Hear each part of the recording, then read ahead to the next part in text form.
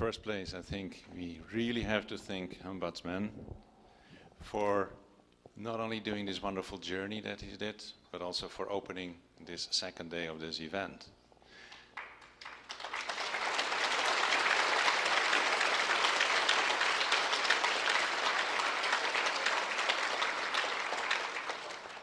And I think it's a great honor to have had here the Council of the Mayan Itzas willing to do this particular ceremony with us, as I understand, for the first time. That is also very unique.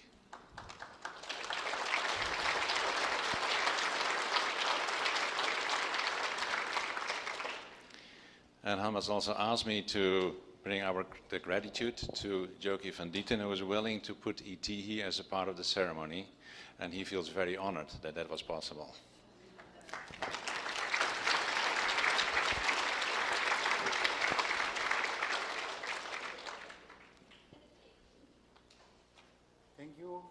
Thank you, and in luggage, see you again.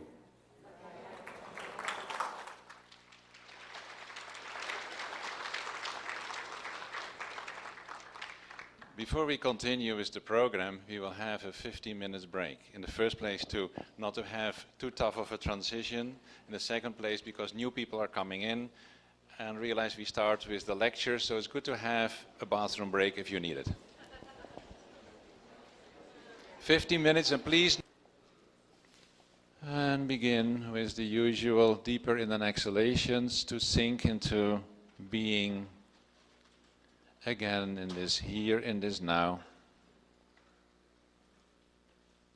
Surrendering yourself into the field that has been created already, that we continue to co-create together, continue to build up together. And while you sink in, feel your heart again.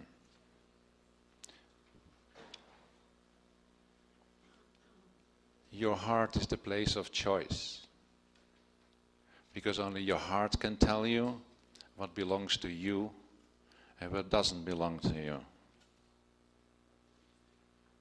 So let your heart be the guidance during the rest of the day, so that whatever you take in really belongs to you. That it will enrich you, and that it will help you on your journey to express even more of the beauty that you are already expressing. And approach everything that is happening in that way, every person you speak with, every person you listen to, every person you give something. Feel in everything that is actually your heart that is speaking.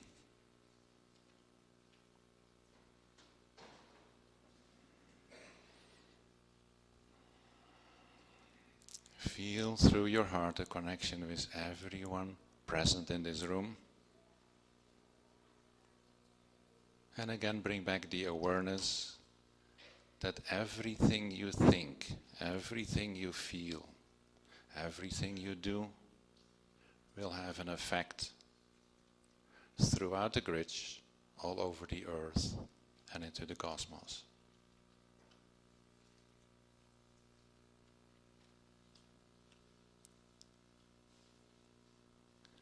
Holding this space in your heart, slowly bring back your awareness back to the room. Feel your feet again. And know you're ready for the rest of the journey.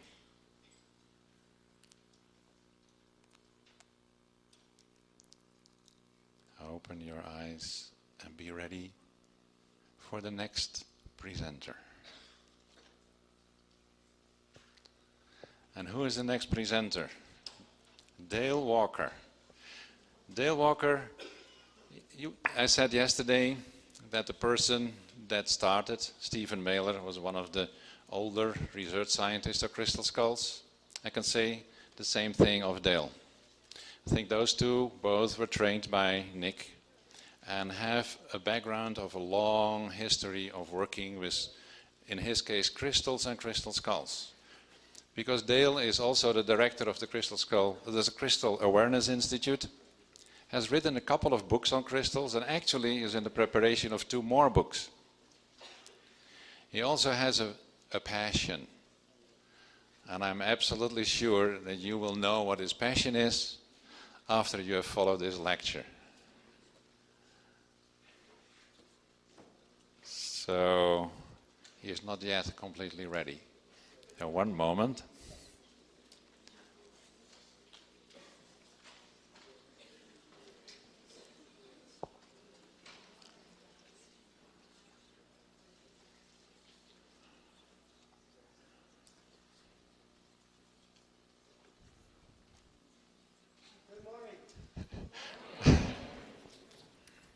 My name is Dael Walker. I have been involved with Crystal Skull since I did the first research on Mitchell Hedges' skull in 1985.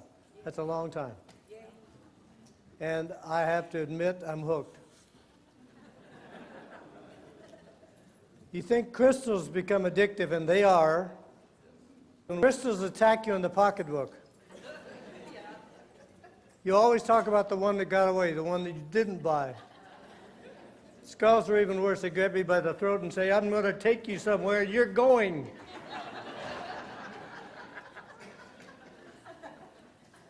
I've had skulls tell me they want me to take them to the different indigenous groups around the world, the native, what they call the earth people, the ones who honor the Mother Earth. And so I've traveled with Rainbow especially in 9 different countries. And in the United States, I've introduced her to at least 15 different tribal elder groups. Now that's what you call directing you to do something. And she does it with sweetness, where one of my other skulls will tell me to just do it.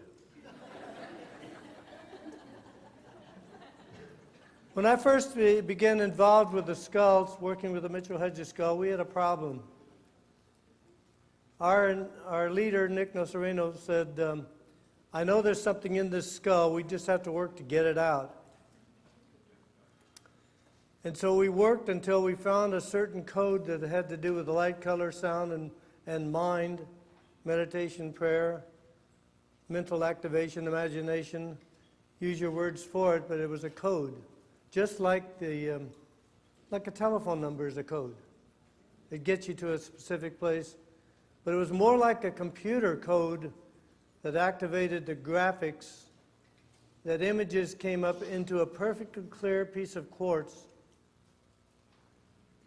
and suddenly images were there. Now, that's not the first time. If you saw the video by Nick Nocerino, he talked about scrying, or crystal gazing, where you're allowing the power of the reflective surface to open up your inner eye, and you begin to see things clairvoyantly. That's psychic awareness. What we did had nothing to do with that. What we did was activate a computer to bring up images which we then photographed. Now,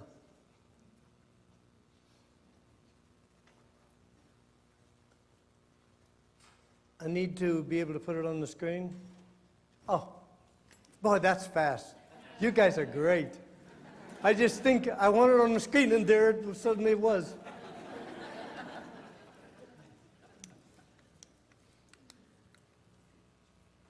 Let's see. Come up here for a second and show me what I just did. That was what I was trying for, and I hit the wrong button.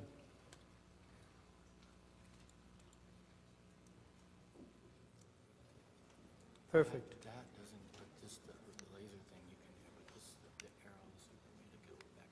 Good. But you can go out, if you stand, you can walk around and... Yeah, then I'll come back to here. I just want to show you a little bit. Can we take up this overhead light?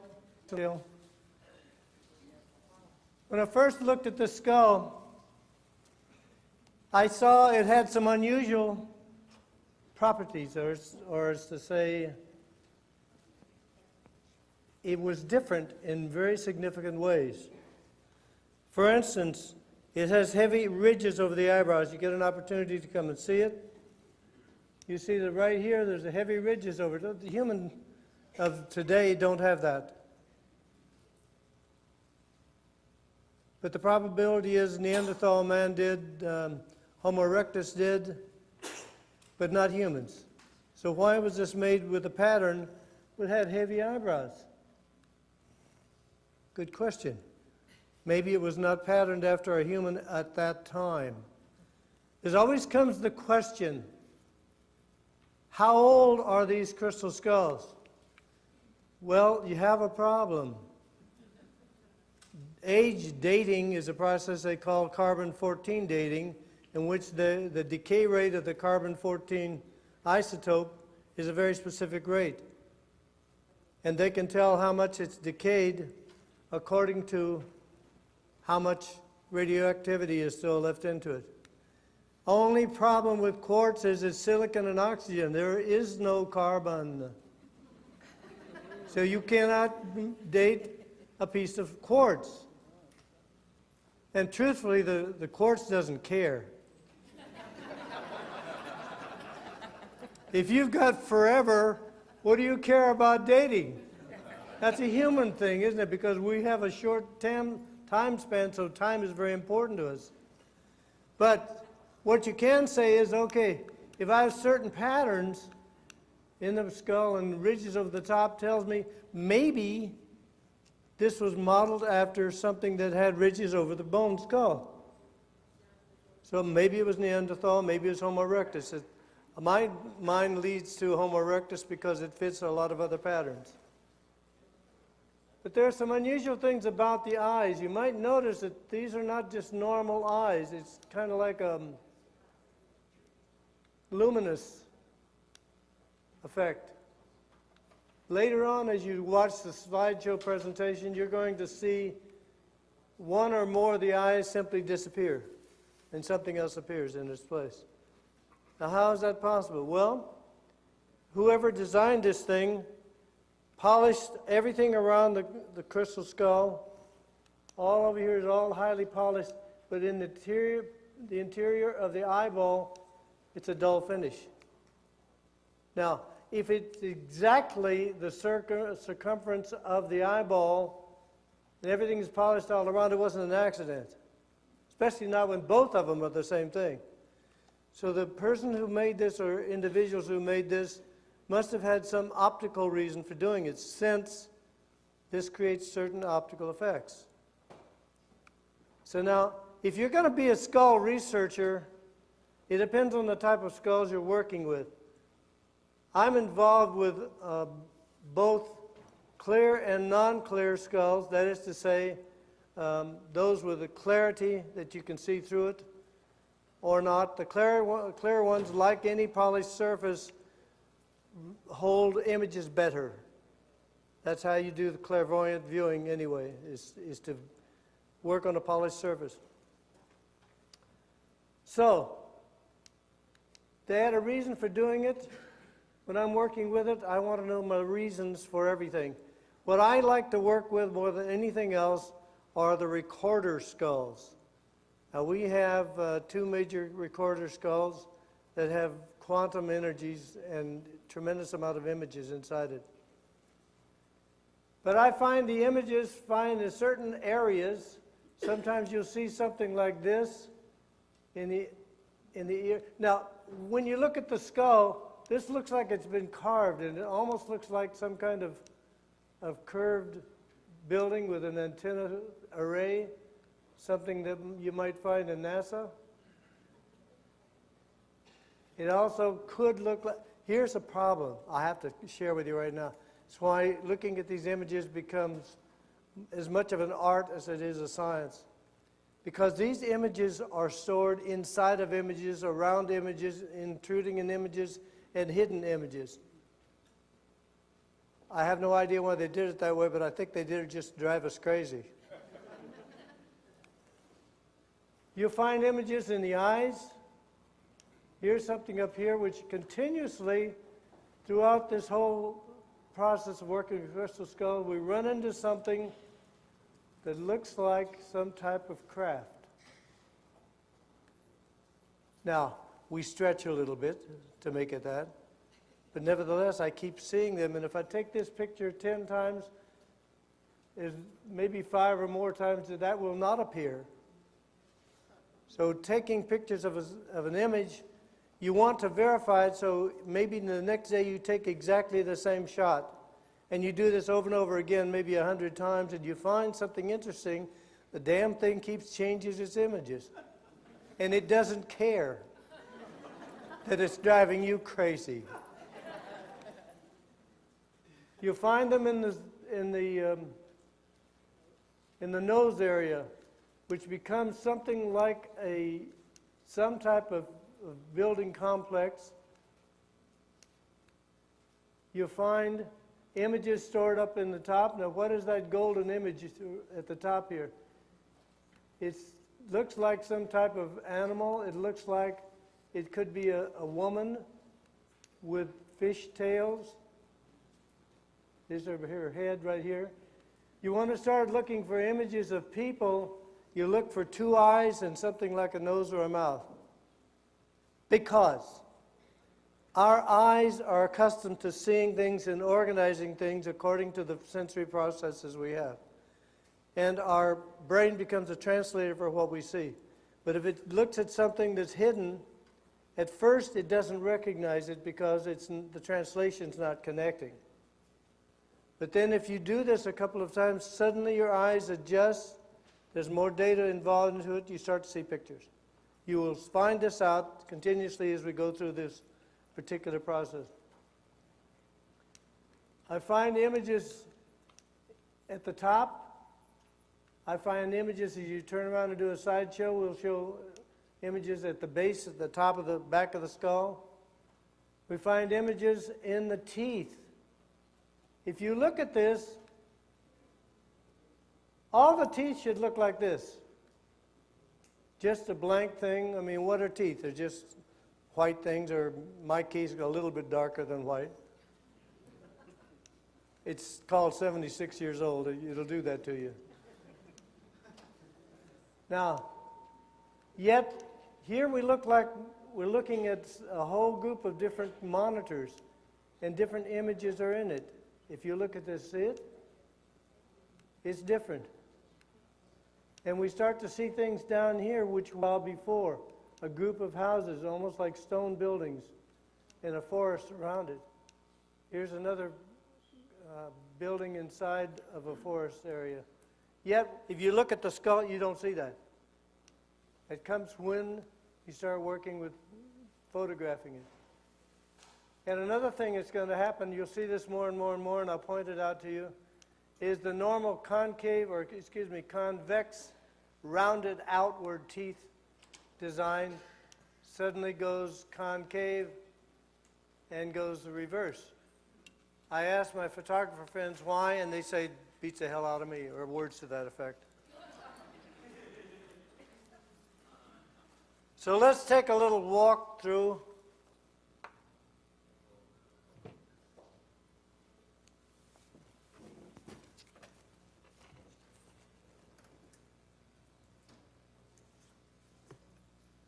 If you turn, bear in mind, here's what a researcher does. You want to make sure you cover every possible avenue because there are no precedents for doing this. There's no books, there's no teachers, there's no anybody. You have to experiment, so you do everything you could think of. So I took a series of shots, 10 shots at a time. I took a 45-degree angle turn. Every one at first was face on. Then turn one side and go 45 degrees. You go 8 shots that way. Then you shoot from the top and the bottom, and you have a series of 10. And you do that from one particular focal point. Maybe I'm a foot away. All right, then you go back or forward until you find something else that appears. That's a second focal point. Because these images appear at different focal points on your camera. Just another way to drive you crazy, that's all. You're trying to figure out Well, you know, it should be just nice and neat, like a wedding album. Good luck. As you go, can you work the thing while I point up here?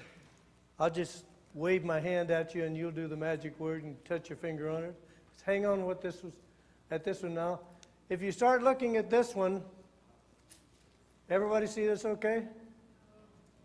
You notice this one, it was shot with the same clarity, and in fact, here's another skull up here that we work with, and you can see that that's pretty detailed. But this one, for whatever reason, began to expand in light itself. It became lighted up more than the focus started with it. But I'm getting things in this one eye that wasn't there before. That eye is not clear. We showed that very much. Where is the other eye? Well, actually, it's way over here, and it becomes like a cave, and you'll see that later. Things begin to open up in the cranial area, the upper area. And there's something going on here. And there's something going on in the nose area, because the nose area suddenly disappeared. That nice triangle area, where is it? It disappeared. Why? Well, we'll look and see. Let's go to the next shot. So I'm looking at it with different light. I'm looking at it from different distance. And I begin to see now that the teeth are getting even more detail, especially down the lower teeth. But now we're getting some stuff coming down underneath the teeth. Later on, this looks something like a train wreck that's been burned. You'll see what I mean later. But here the nose came back. And this looks like a very big ear here, doesn't it? Well, that's not the ear, that's one of the eyes. But why is it coming out like this? It's just something that happens with the photography. Here is something that, once again, you have to start looking at it more carefully, but you'll find out it's a lady with long black hair, slender waist, a long dress. And she appears in this area, and she appears sometimes in this area. She is the high priestess that runs this crystal. Now, after working on probably more than 50 skulls, I've come to a conclusion that you can almost bracket them in certain titles, if you want to, or certain groups. One of the most popular, you see the most of all, are what I call ritual skulls. And these skulls are usually made and or used for ritual purposes by the different groups that have kept them with them. They have their own consciousness, but it isn't a high priestess or priest that's inside it. The master skulls, which have a different purpose altogether than the ritual skulls, of which, there I did it again. Can you get me back? Oh, thank you. Good. I've got a little thing here that's multi-purpose, and my thumb can't figure out what it is. So, you have the master skulls. The master skulls have been around for a long period of time. Now, like you, I'm asking how much? So I went to Barbara Marciniak and her group, the Palladians, which are a pretty good channeling group, and said, how old is this skull? And they said, maybe 300,000 years old. Now, it just means that she's been around a long time, traveled a lot, and all the master skulls are recorders of one type or another. They aren't always clear. They can be any material at all, but they have a purpose which they will do whether you like it or not. Most crystal skulls are that bossy anyway, but I'm telling you, these guys are really nasty. They know what they want to do. They come here for a specific purpose, and their purpose is as solid as a rock. Come on, that wasn't too bad.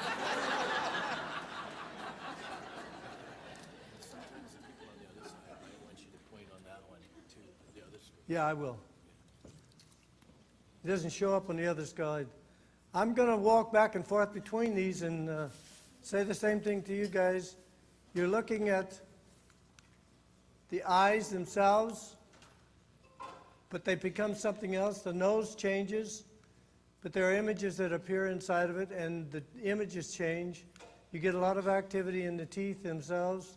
It's like super monitors. And there's the high priestess. She comes in different forms.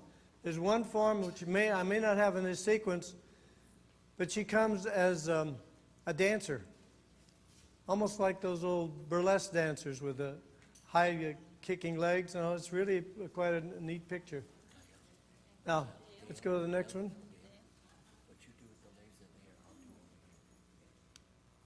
Once again, look at the eyes.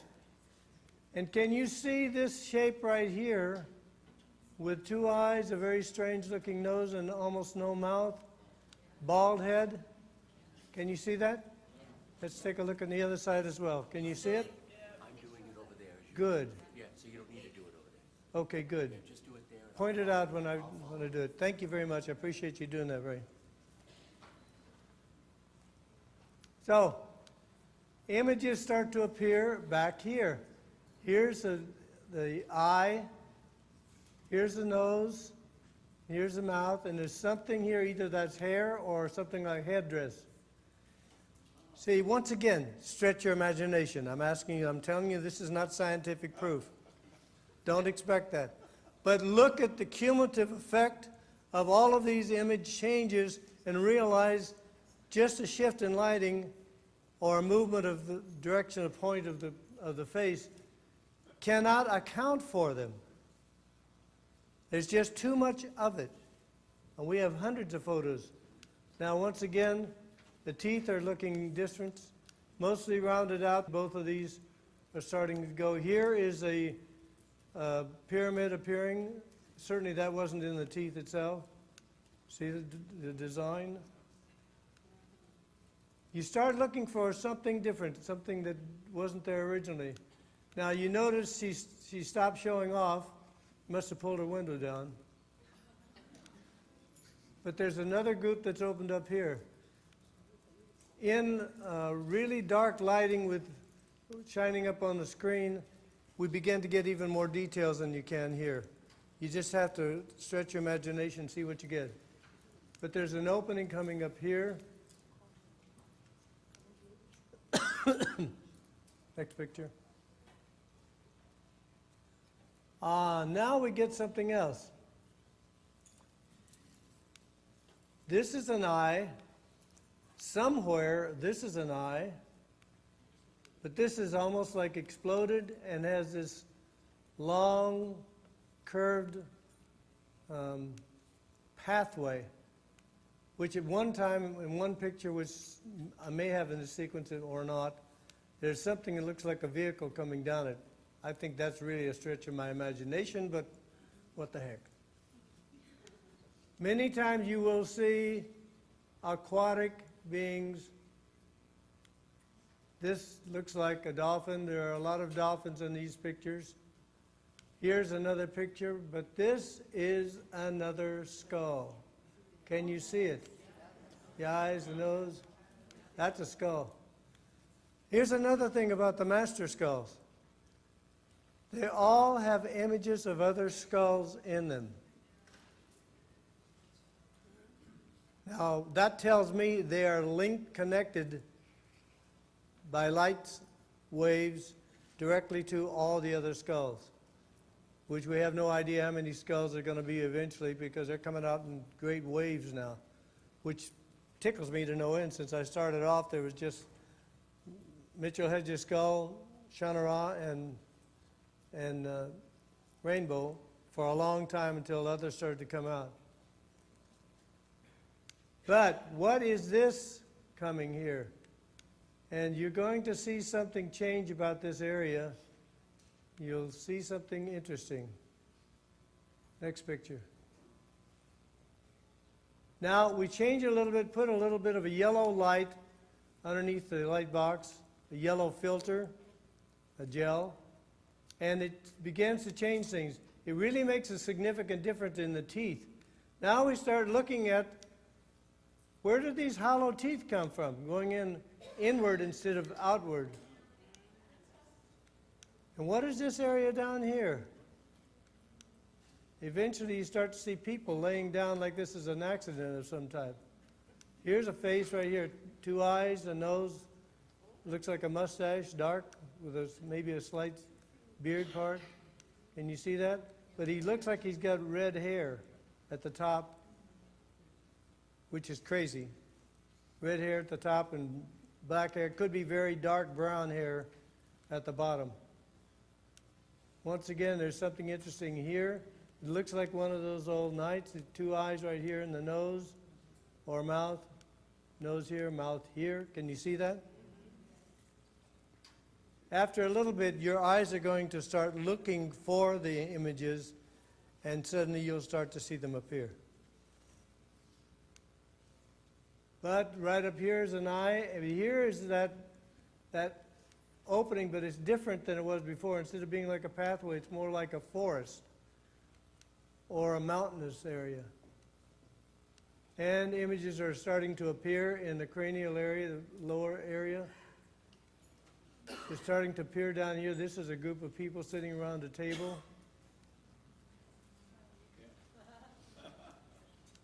See, here's a person, here's a person, there's a person. I see these things because, man, I've looked at them for hundreds of times. It takes a little bit of a stretch, but once your eye thinks, well, maybe that could be, then suddenly everything shifts. And once again, the images change in the teeth. And also this area between just above the teeth. Next picture. Now, this is very intriguing because there's no particular reason why these teeth should light up and none of the others light up. Yet they do. Here again, we have the pyramids, if you want to think of it that way. And it looks like to me there are 2 of them, one behind the other. Here is the face. Here's the eyes, the nose, thick lips. Looks like might be African, but this is either long hair or a long headdress of some type. And pictures inside of pictures. There are people going up the steps. And if they're doing it correctly, they're probably heading for this cave. Over and over again, we see people going in and out of caves. And then we also see a lot of cases where there are natural disasters, such as earthquakes, volcanoes erupting, flooding. And it looks like the people are getting in the caves to get away from all that, because they always go up toward the mountainous areas.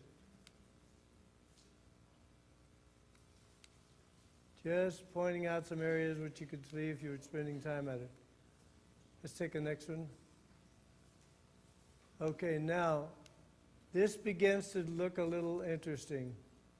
It has a certain familiar saucer shape. Can you see it? Isn't that intriguing? You can actually see that image in the skull. It's come up so many times it finally stayed out. We did this with here we go. What I'm wondering is, where did this Cobra helicopter end up coming from? Any of you vets, take a look at that and it tells you what it is. It's a Cobra.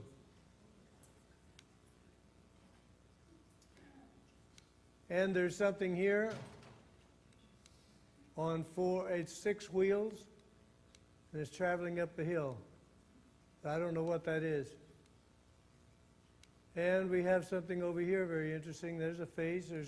There's 2 faces merged together, one on this side and one on this side.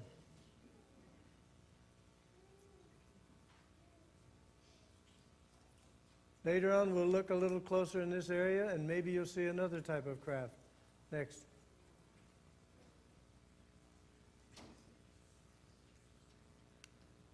Here, this begins to become more like a building rather than like a craft. You keep seeing sea mammals of some type, and sometimes what looks like people with fish legs or fish fins. And something here coming out of this opening. Kind of looks scary to me. And you have somebody over here who's dressed, it looks like in native type of clothing, and carrying something in to go into this area. You imagine taking one photograph and continuing to see enough images, you suddenly realize you've gone 3 or 4 hours and you still want to do more time with one picture. And I have maybe 800 or 900 pictures. Sometimes I even take time to eat. Sleep is a maybe yes, maybe no. Next picture. By the way, you notice a change in the color again. We went to a light orange gel, and you change the colors, you change the images, which led us to believe that maybe these are stored on holographic bands of light. So I was showing a show in San Jose, California, and after the show, this gentleman came up to me and he says, how do you think they stored these images? Not were these real or not. He was obvious that he was in belief that these were real images that came out. I said, well, I told him, we think it was recorded on bands of light because we have found that we can actually separate sometimes layers of images on top of images. He said, I'm the vice president of research in a major Silicon Valley corporation, a company. We've been working for the past 5 years on a method to store information on bands of light. I looked at him and I had a little chuckle and I said, looks like somebody beat you to it. Next picture. Now, reverse, well, there we go. Thank you for catching it. Here we go. Now, once again, we're changing the viewpoint of the skull itself from, remember I did the 45-degree changes? So each time I did that, I haven't done it in the sequence because I wanted to show them in a different way, but this is a result of looking from the other side. We've been looking on this side over here. Now we're looking back here, and we find this area up by the lower area, upper area of the cranial area is opened up, and all kinds of things happen. In later pictures, it looks like it's an old mine shaft or an old cave, and people are going in and out of it. Right up on the top is another type of sea mammal, maybe a whale, maybe some type of sea dinosaur. Can't get enough really clarity to identify it specifically, but it looks like it. And the teeth change. Now here we start the light is coming out in this upper teeth, but they're not, they are convex or curved outward. And the last time we looked at them, they were curved inward with the light when it was on the other side. Drives you crazy, people, let me tell you. Trying to figure out, what do you have? And when you looked at it the next time, you could swear the pictures changed, but they didn't really change so much. It's just that your ability to view them changed. And the ritual you used, or method of prayer, or whatever you'd use to open it up, if you change your process, you change the code, you change the images that come up into it. And we're working on things with sound. And I was in England a couple of years ago, and there was a man playing a really nice flute. I said, let's try something. I had my skull there. I took some pictures of the skull, had him play the flute for about 4 or 5 minutes, took pictures again, and they were different. Not significantly different, big difference, but there were definitely differences between the two, which says the sound probably changed the image. Next.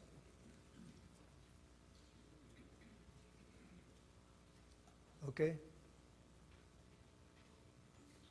Once again, we're changing the colors a little bit. Now we're getting into more of an orange.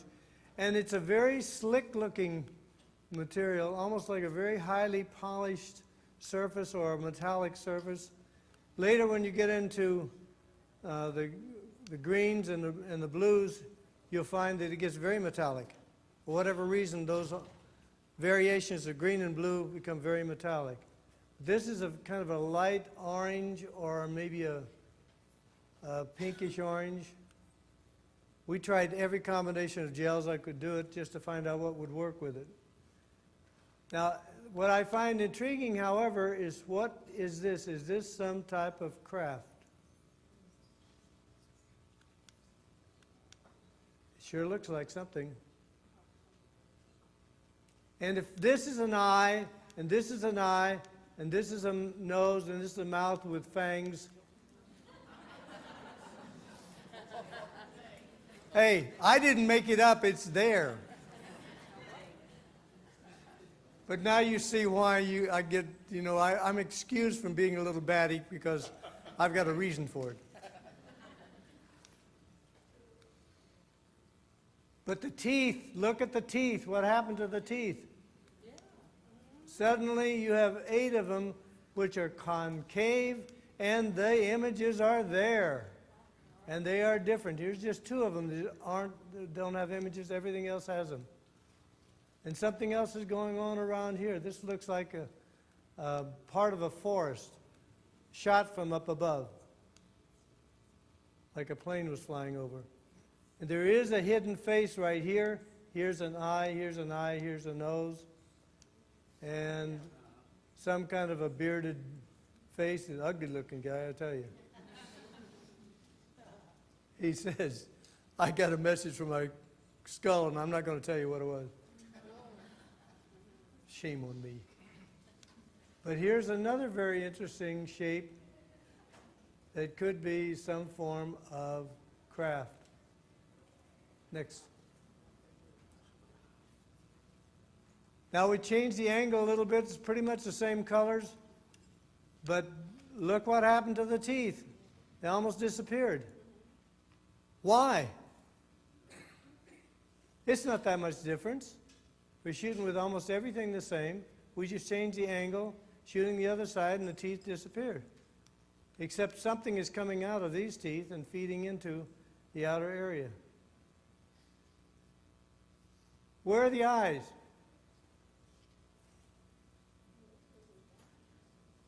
What happened?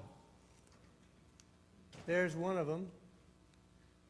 Is this an eye? Looks like some type of a ball. However, if that's an eye, and that's an eye, and that's a nose, and this is a lips, you have some type of an alien. Around a bunch of other things. This is why I say getting into decoding these things is a lifelong process. It's not an easy thing to do. Look at the ocean or the rivers flowing through. These are buildings around it.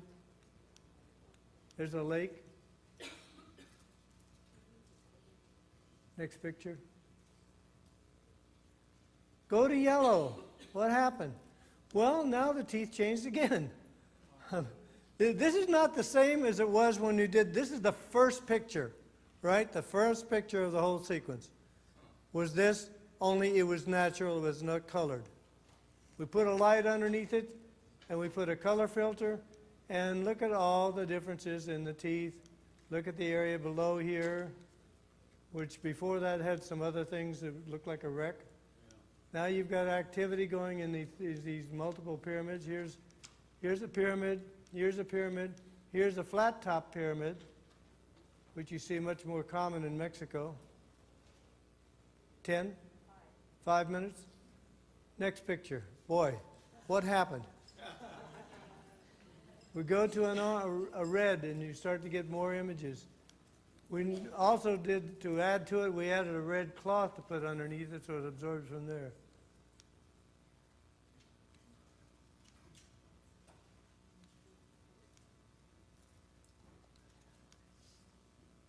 Just areas that you could look at. And once again, all the teeth are concave. except one at the bottom here, that was slightly convex. Next picture.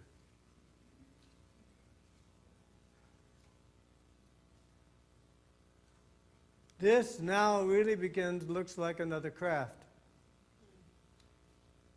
This, you can't see it clearly, but if you looked at the skull in the right light, you can see it even today. More stuff about the teeth, because as I mentioned, those are particular areas. And here's one that looks like some type of an encampment with either tents or these rounded buildings. Next picture. When you go in close and you start to look at that area, this is the area of the back of the brain. Look at the people. See the guy standing right here with the dark coat on? Right here. And people standing here, and people standing here, and people over here, and people back here, and people back here. And there's a skull right here. That's the first time I've seen that one. Always something new. Never get bored with the skulls. Next picture. Go into green. It looks very stony, almost a frosted color, but more metallic than anything else. And all of the stuff around it changed. New images came in, new images here, new images here. Here's a whole group of people, a whole group of people.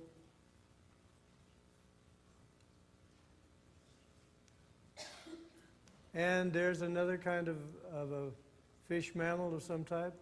Go ahead. A little different angle, but everything really begins to change. And this is not the same image as the one just before us. And you've got all these here, and you got stuff going here, and you got more stuff coming out here, and stuff. It's just stuffed with stuff. Oh, come on. That wasn't too bad. Well, maybe it was too bad. Then, see, the nice thing about it being too bad is I can lay claim to being a person who deliberately sets it up. But I wouldn't do that to you. Okay, next picture. Then we're going to close this off pretty quick. You start to get into oranges, and it becomes indeed very fiery. There's a later picture with my wife's skull when you see it. She may have one that shows a volcano erupting. Next. Change the angle. Change the images. Next. Red almost disappears. You can't get much images. However, do you see any golden yellow anywhere in the room around it or underneath it? Yet, where did that come from? Still haven't figured that one out. Next. Once again, look at the activity behind the teeth. There's a whole bunch of things going on. Okay? I want to show this one right here because this one is just a few degrees short of being face on. But now you have a volcano that's erupted. It's flowing down into a pool of lava. And you don't see this at all in the skull, nor do you see it in any other picture other than this one. Why did that come up? It's just to show that there are major earth changes that these skulls chronicle. Okay? That's it. Too bad I don't have a couple of hours to tell you more about it. I can just tell you this. There will be coming a time we're doing work now to try to make the logistics work into it. It means we're going to have people who in my area that's going to volunteer to come over and process. But those of you who are interested in becoming a part of checking on the different things, we can send you pictures of the rainbow skull or madre skull. And I would like to know if you can see the images, if you can, and make a report on it. What's going to happen is things are going to happen inside you if you do this. Be aware, or beware, or both. The skulls are not here to play with you. They're here to make a change in you. over and over and over again. I have 17 ancient crystal skulls I work with, and I can tell you every single one's got the same message. They're coming here to help humanity to raise their vibrations into the new changes already taking place in the earth right now. Yay. There are more earth changes going on right now than we've ever recorded in history. How many times have you ever heard of 26 hurricanes in one season? We used to think it was a really big thing if we got one. And tornadoes. I remember as a kid seeing a tornado, thinking, wow, that's something. I said, yeah, it comes around about every 3 or 4 years. What, they had, over 20 tornadoes in one area? What's going on? There is a change. This is the time of Kali. The old has to leave, the new comes in, and that means change is taking place. If you want to become part of it, then one of the things you can do is connect to the skulls. Either touch a skull, have a session with a skull, which is another thing altogether. I don't suggest necessarily you do sessions with skulls. You might get hooked. I mean, if you have further questions, we're running out of time, so I will be over at our booth at the end of the table where the lights are. I'll be happy to answer any questions you can. I want to thank you very much. You have been a fantastic group.